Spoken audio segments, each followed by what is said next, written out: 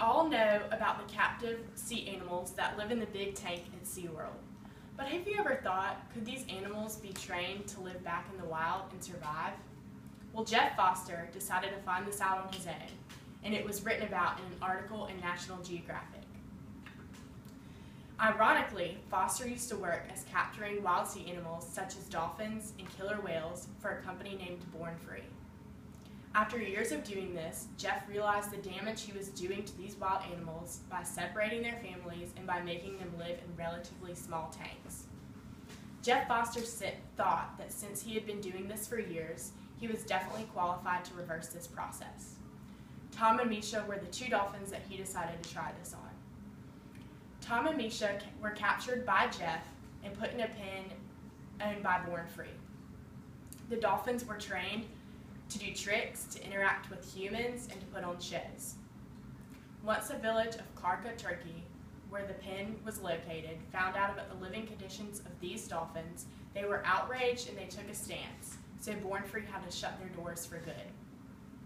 Jeff thought that this could be his redemption and that he could untrain these dolphins to live in the wild. The main struggle that Jeff had was the fact that wild dolphins spend nearly 80% of their time under the surface, while captured dolphins spend nearly 80% of their time on or near the surface. He fixed this by making the dolphins engage in high-energy activities. He made them swim around the pen very fast a couple of times a day to get their energy up. Then he had to make them realize that they had to hunt for their food, that they were just not given their food in the ocean. He did this by putting live fish with the dead fish and throwing them in the pen so the two dolphins would have to fight for their food. This also made them acquire a taste for the living fish. Jeff knew his training was working once he brought the food out and the dolphins started to go crazy for it, just like wild dolphins would. Jeff went through 6 months of training with these two dolphins, and finally they were ready to be released into the wild. When the pen was opened into the ocean, the dolphins seemed very scared at first.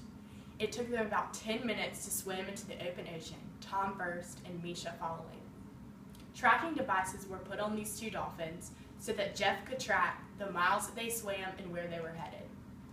After a couple of months, the tracking devices were turned off and the dolphins were finally free. There were 3 terms that I found in this article from the textbook. The first term is a statistic. A statistic is defined as a piece of evidence gathered in the form of numbers. The second term that I found was a simile.